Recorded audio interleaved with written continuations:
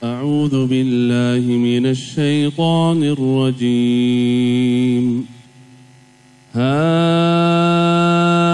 أنتم هؤلاء تدعون لتنفقوا في سبيل الله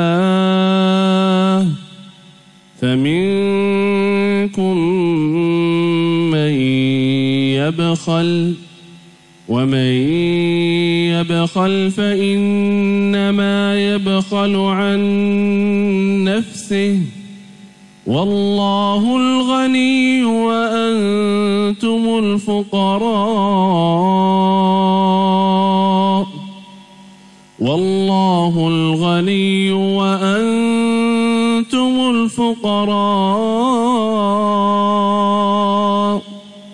وإن تتولوا يستبدل قوما غيركم ثم لا يكونوا أمثالكم صدق الله العظيم. Alhamdulillah kita sudah mendengar bacaan Quran Syekh Muhammad sebagaimana doa kita. Mudah-mudahan selepas ini kita mencintai surah ini, kita baca lagi, baca lagi, baca lagi, baca terus sampai yang punya nama yakni Rasulullah Muhammad sallallahu alaihi wasallam datang ke mimpi ibu. Dia ngucap salam, assalamualaikum warahmatullahi wabarakatuh. Kita nggak bisa jawab. Yang tidak kenal ciri-ciri Rasul pun insya Allah akan paham kalau yang datang itu adalah Rasulullah. Terus Rasulullah nanya deh, banyak utangnya ya, banyak masalahnya ya. Iya kan macam-macam toh. Rasul datang tuh macam-macam. Ada yang datang dengan tersenyum, hanya tersenyum saja. Ada seorang laki-laki tidur di Masjid Nabawi, habis zikir, sholat, tidur-tiduran. Lagi tidur-tiduran, jadi tidur beneran. Ada yang bangunin. Ternyata yang bangunin ini adalah sahabatnya Rasulullah Muhammad SAW. Dikasih tahu sama beliau, tidakkah kamu tahu siapa yang memberi salam? Dialah Muhammad Nabi Yuna. Masya Allah. Suatu saat ibu akan begitu. Tiba-tiba ibu masuk ke Masjid Nabawi, disambut sama Khadijatul Kubra. Oh subhanallah, disambut sama Siti Aisyah. Kenapa kok bisa begitu? Ya karena ibu dan bapak rajin memberi salawat kepada Rasul, tak? Rajin mengirimkan salawat kepada Rasulullah, tak? Tiba-tiba ibu kemudian melihat, bapak melihat, di samping Siti Khadijah, di samping Siti Aisyah, ada Siti Fatimah. Masya Allah.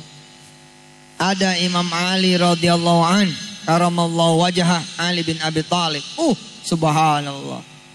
Ada Ibrahim, Masya Allah. Ada Hasan Hussein, subhanallah. Ada semua keluarga Rasul. Kenapa? Karena barangkali ibu dan bapak semua rajin bersalawat. Salawat kita kan begini. Allahumma salli ala sayyidina Muhammad wa ala ali sayyidina Muhammad. Ya Allah, sampaikanlah salawat kepada Nabi besar Muhammad sallallahu alaihi wasallam dan keluarganya. Karena itu keluarganya pun nanti akan menyambut. Masya Allah. Terus di tengah-tengah mereka Muhammad. Subhanallah. Saya berdoa banget dah. Mudah-mudahan di tengah-tengah, bukan cuman 1, 2 ya, bukan di tengah-tengah, tapi semua insya Allah bisa ketemu sama Rasulullah Muhammad sallallahu alaihi wasallam. Pemirsa yang dirahmati Allah dan jemaah yang hadir, kita dengarkan dulu tausiah dari seorang syekh yang meninggalkan negerinya jauh, Yaman. Beliau berasal dari negeri yang jauh banget, dari negeri Yaman. Sekarang beliau ada di tanah air untuk mengabdikan dirinya, tenaganya, pikirannya, waktunya untuk Al-Quran. Beliau di sini berdakwah di Indonesia, pintunya lewat Darul Quran. Tapi untuk semua, untuk seluruh masyarakat di seluruh tanah air, bukan cuman buat anak-anak santri Darul Quran saja. Seperti pada hari ini, pemirsa bisa menikmati insya Allah sebentar lagi tausiah dari beliau yang terhormat Syekh Asy-Syahadi. Kepada beliau yang terhormat, falyatafadhal masykura.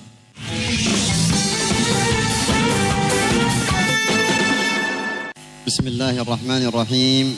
Alhamdulillahi rabbil alamin. Wassalatu wassalamu ala ashrafil mursalin sayyidina wa nabiyyina Muhammadin wa ala alihi wa sahbihi ajma'in. Thumma amma ba'd. Puji syukur kepada Allah Subhanahu wa taala, salawat dan salam kepada Rasulullah sallallahu alaihi wasallam. Yusharrifuna an nazur dar al-Quran fi hadhihi al-mantiqah al-mubarakah. Saya merasa mulia, saya merasa senang bisa berkunjung ke pesantren Darul Quran di daerah yang penuh berkah ini. Wa innahu mimma yuthliju sudurana an nara hadha al-jam' al-kabir alladhi jaa likay yata'allam kitabillah wa yu'allimuhu lil akharin. Sesuatu yang menyenangkan hati saya ketika melihat wajah-wajah bapak-bapak, ibu-ibu yang ceria-ceria ini datang untuk belajar Al-Quran dan untuk mengajarkan kitab Allah Subhanahu wa ta'ala. وما أجمل أن نتحدث في هذه اللحظات والدقائق عن صحابة رسول الله صلى الله عليه وسلم. سأذكر دان من مشاهد الصحابة مع رسول الله صلى الله عليه وسلم. Sangat indah sekali ketika pada pertemuan ini, pada beberapa menit ke depan ini kita menyebutkan tentang sejarah sahabat Rasulullah sallallahu alaihi wasallam. Saya akan menyebutkan dua kejadian ataupun dua peristiwa yang terjadi pada sahabat Rasulullah sallallahu alaihi wasallam. وعندما نذكر قصة أو مشهدا من مشاهد النبي صلى الله عليه وسلم مع الصحابة لا بد لنا أن نأخذ العبرة والعظة من هذه القصة. Ketika kita menyebutkan cerita, sejarah, ketika menyebutkan peristiwa, ketika menyebutkan proses sejarah antara Rasulullah SAW dan para sahabatnya, kita wajib untuk mengambil pelajaran, kita wajib untuk mengambil hikmah dan pelajaran dari cerita ini.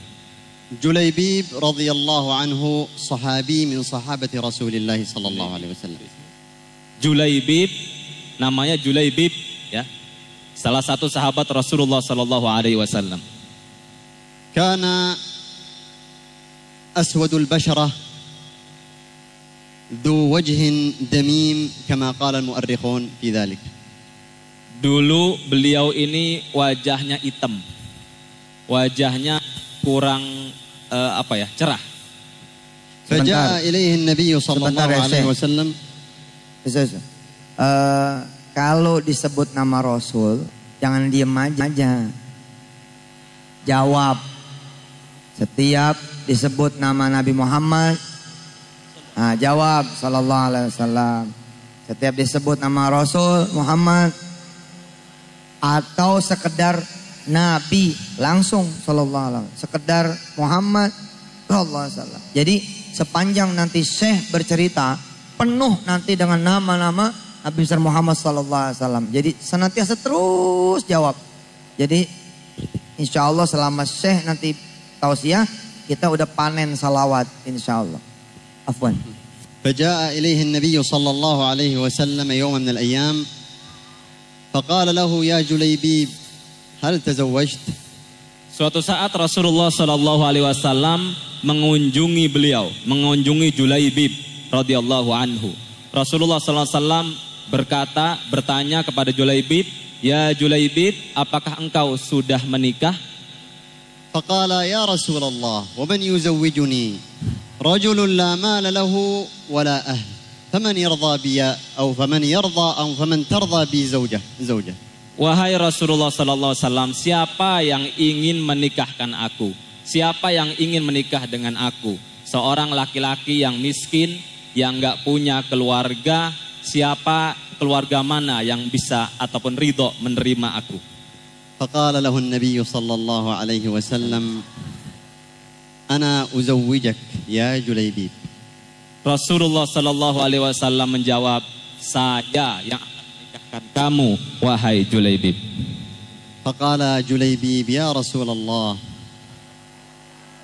تزوجني إذن والله تجدني كاسد أي تجدني خاسر لا أشترى ولا أحد يقبلني. Ya Rasulullah, engkau menikahkan aku dan engkau akan menemukan aku merugi. Tidak ada yang bisa menerima aku. Karena tadi wajahnya buruk. فقال له النبي صلى الله عليه وسلم ولكنك عند الله لست بخاسر. Rasulullah SAW menjawab, tetapi engkau di sisi Allah tidak rugi, bukan orang yang merugi. ثم قال له تعال يا جليبيب أتعرف ذلك البيت اذهب إليه وقل لهم إن رسول الله صلى الله عليه وسلم يأمركم أن تزوجوني ابنتكم. Wahai Julaib, kata Rasulullah SAW, engkau tahu rumah di seberang sana?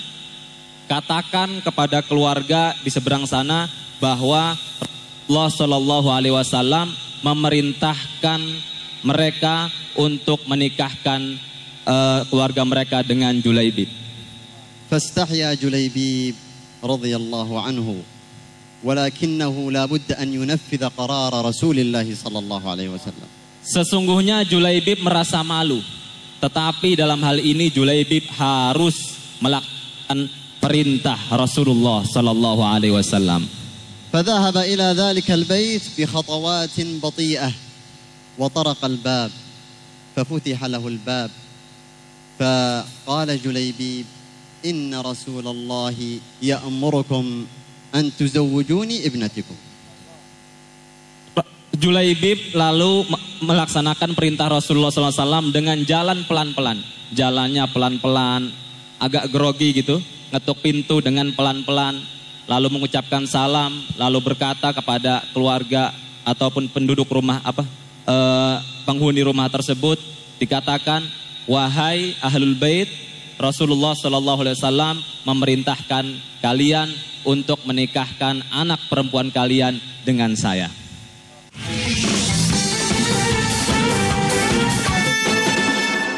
فدهش صاحب البيت واستغرب وقال انتظر يا جليبيب فدخل إلى زوجته وقال إن رسول الله أرسل إلينا جليبيبا لكي نزوجه فما رأيك. Lalu orang tua tersebut ataupun bapak tersebut berkata, sebentar ya Julaibib, saya akan bertanya dulu kepada istri saya. Lalu datang kepada istrinya, bertanya kepada istrinya, wahai istriku, Rasulullah SAW memerintahkan kita untuk menikahkan anak kita dengan Julaibib. Apa pendapat engkau? فقالت الأم جليبيب رجل لا مال له ولا أهل من يزوجه. Lalu si istri berkata, ibu itu berkata, Julaibib, agak heran, Julaibib seorang laki-laki yang gak punya uang, yang miskin dan gak punya keluarga. Siapa yang bisa menikahkan dia? فسمعت تلك البنت المؤمنة كلام أبويها فقالت أترداني أمر رسول الله صلى الله عليه وسلم. Lalu anak perempuannya mendengar percakapan orang tuanya, mendengar percakapan ayah dan ibunya. Lalu anak perempuan itu keluar dan berkata kepada ayah ibunya, apakah kalian menolak perintah Rasulullah Sallallahu Alaihi Wasallam? قد قبلت زوجا. Saya telah menerimanya. وتم العقد عقد النكاح بإشراف رسول الله صلى الله عليه وسلم. Lalu terjadilah akad pernikahan dengan israf, dengan bimbingan Rasulullah Sallallahu Alaihi Wasallam. فأخرج النبي صلى الله عليه وسلم قطعة ذهبية وقال يا جليبيب اذهب إلى السوق واشتري مهرا لتلك البنت. Lalu Rasulullah SAW datang kepada Julaibib dan membawa beberapa butir emas, beberapa gram emas ya, beberapa potong emas ya, qit'ah itu potong, beberapa potong emas. Lalu bilang kepada Julaibib, ya Julaibib, pergi ke pasar beli mas kawin buat calon istri engkau. ففرح جليبيب بهذه الهدية العظيمة وأخذ تلك القطعة وذهب إلى السوق. Lalu Julaibib merasa senang dan mengambil hadiah ini dan pergi untuk menjual emas tersebut ke pasar. فبينما هو في الطريق إذ سمع منادي الجهاد يقول حي على الجهاد في إحدى الغزوات. Ketika dalam perjalanan menuju pasar, di tengah perjalanan ada panggilan untuk berjihad. Ada panggilan untuk berjihad dari penyeru untuk berjihad. Wahai orang-orang, wahai manusia, ayo kita berjihad. Lalu beliau pergi untuk berjihad, berperang di jalan Allah, dan beliau meninggal dalam syahid. فلما انتهت المعركة بدأ كل واحد يتفقد أخاه والآخر يتفقد أبيه والآخر يتفقد عمه والآخر يتفقد قريبه إلا جليبيب فلا أحد يتفقده. Allahu Akbar. Ketika selesai peperangan, setiap orang mencari saudaranya. Yang laki mencari saudaranya yang laki, keluarganya, bapaknya mencari anaknya, antar keluarga mencari keluarganya yang lain. Siapa yang mungkin syahid, siapa yang meninggal di antara keluarganya di peperangan itu. Kecuali Julaibib. Julaibib tidak ada yang mencari satu orang pun. ولكن النبي صلى الله عليه وسلم الرحمة المهداة توقف وقال أما أنا فأفقد أخي جليبيبا. Allah. Tetapi Rasulullah Sallallahu Alaihi Wasallam seorang makhluk yang penuh kasih sayang, yang kasih sayangnya itu dipersembahkan untuk seluruh umat manusia. Beliau berkata, tetapi saya mencari Julaibib. فذهب مع الصحابة يبحثون عنه فوجدوا المفاجأة. Dan para sahabat ketika mendengar Rasulullah mencari Julaibib, para sahabat membantu untuk mencari jasad Julaibib, lalu menemukan sesuatu yang mengherankan, sesuatu yang menakjubkan. وجدوا جليبيبا مضرجا بدمائه وحواليه وبجواره 7 من المشركين. Julaibib penuh dengan darah dan di sekelilingnya ada 7 mayat orang-orang musyrik. فبكى النبي صلى الله عليه وسلم. Lalu Rasulullah SAW menangis. وحضن جليبيبا في صدره. Lalu beliau mengangkat Julaibib ke dadanya. وقال قتلت 7 وقتلوك أنت مني وأنا منك أنت مني وأنا منك. Lalu beliau berkata kepada Julaibib, wahai Julaibib, engkau telah membunuh 7 orang kafir, 7 orang musyrikin, maka engkau bagian daripadaku dan aku bagian daripada engkau. هي قصة عظيمة في أثر الإيمان إذا دخل القلوب لا يزعزعه أي شيء. Ini adalah peristiwa ataupun cerita yang sangat agung. Ketika sebuah iman telah merasuk ke dalam hati, tidak ada yang bisa menggoyangkan satu hal pun.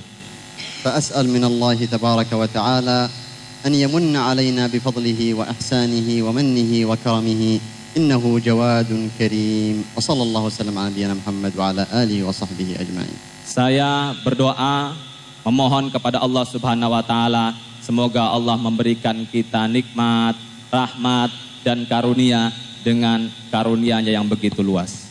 Assalamualaikum warahmatullahi wabarakatuh.